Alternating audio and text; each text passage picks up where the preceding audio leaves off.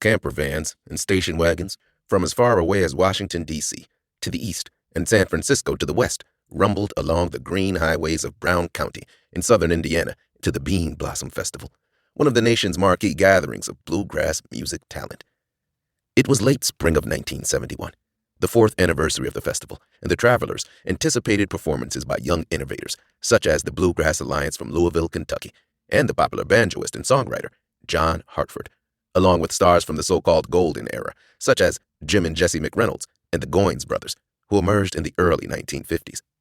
If the audience seemed geographically diverse, the stylistic array of artists at the 5th festival was truly stunning, wrote Bean Blossom biographer Thomas A. Adler.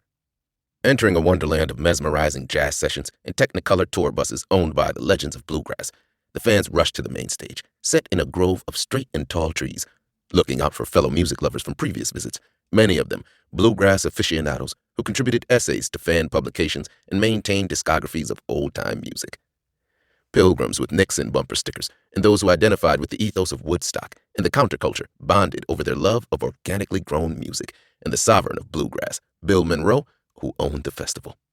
Born in Rosine, Kentucky in 1911, Monroe and his band, the Bluegrass Boys, had first come to this area outside of Indianapolis in 1951 to play the Brown County Jamboree, a family-owned music park. So enamored was Monroe of the Jamboree grounds and the dedicated fans who flocked there that he bought the venue in 1952, staging his first Bean Blossom Festival in 1967.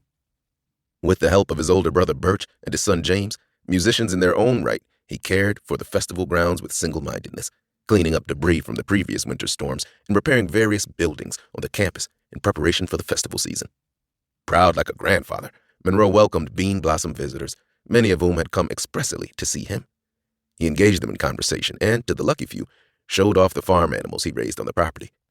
Only the Bluegrass Boys felt the sting that he was better known for inside the country music industry, as they were pressed into service at the festival grounds to cut back brush and stock the concession stand when they converged on southern Indiana.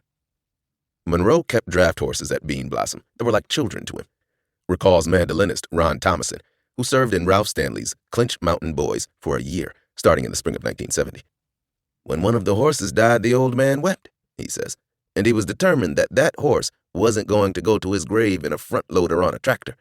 He and Birch and Ralph and me, maybe 40 of us together that day, managed to dig a grave for that horse.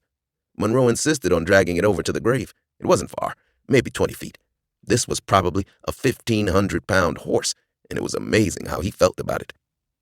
A suspicious man treated like an outsider in his own family during childhood, Monroe wandered the eastern half of the nation in the early days of commercial country music, first with his brother Charlie as the Monroe Brothers, and then with his band of underpaid musicians, many of whom cycled through his employ like drivers at a busy toll booth, especially during the lean years of the late 1950s when rock and roll nearly killed country music.